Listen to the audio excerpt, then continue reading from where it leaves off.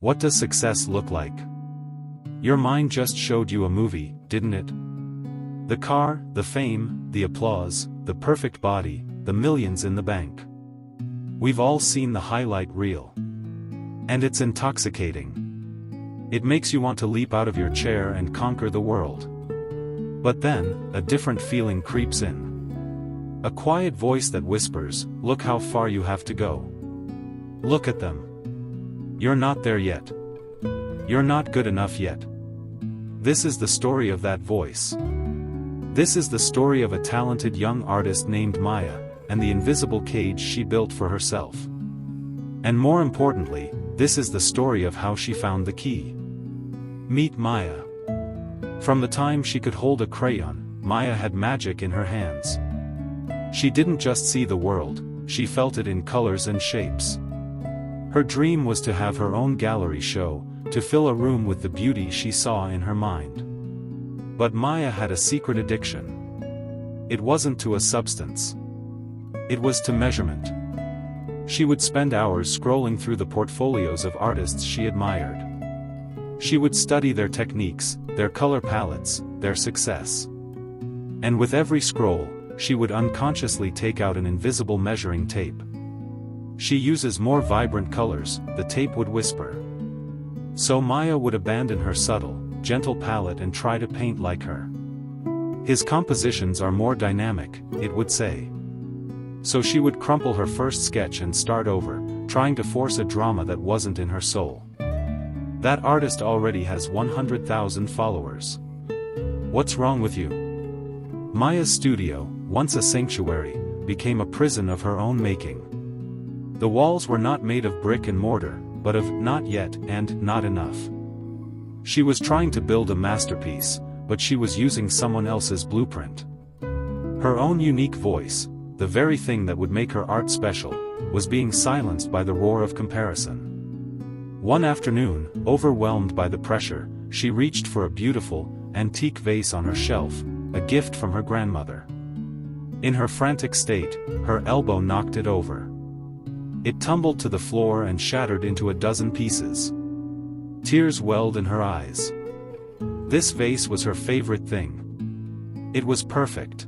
And now it was ruined. She sank to the floor, surrounded by the sharp, broken pieces of something she loved. It felt like a perfect metaphor for her life. As she picked up the pieces, a strange thought occurred to her. She could glue it back together, try to make it look exactly as it was before. But no matter how careful she was, the cracks would always be there, a permanent reminder of its brokenness. Or, she could do something different. An idea, wild and completely her own, sparked in her mind. What if she didn't hide the breaks? What if she celebrated them? She spent the next week in a state of flow she hadn't felt since she was a child.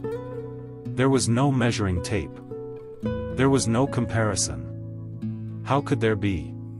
No one had ever made this before. She wasn't following a path, she was creating one with every piece she placed. She used the broken porcelain as the base, and inlaid it with blue sea glass for rivers, golden tiles for fields, and tiny mirrors to catch the light. She was telling a new story, a story of breaking and becoming. When she finished, she didn't have a repaired vase. She had a masterpiece called "Where I Broke." And in that moment, Maya understood the life-changing secret she had been missing all along.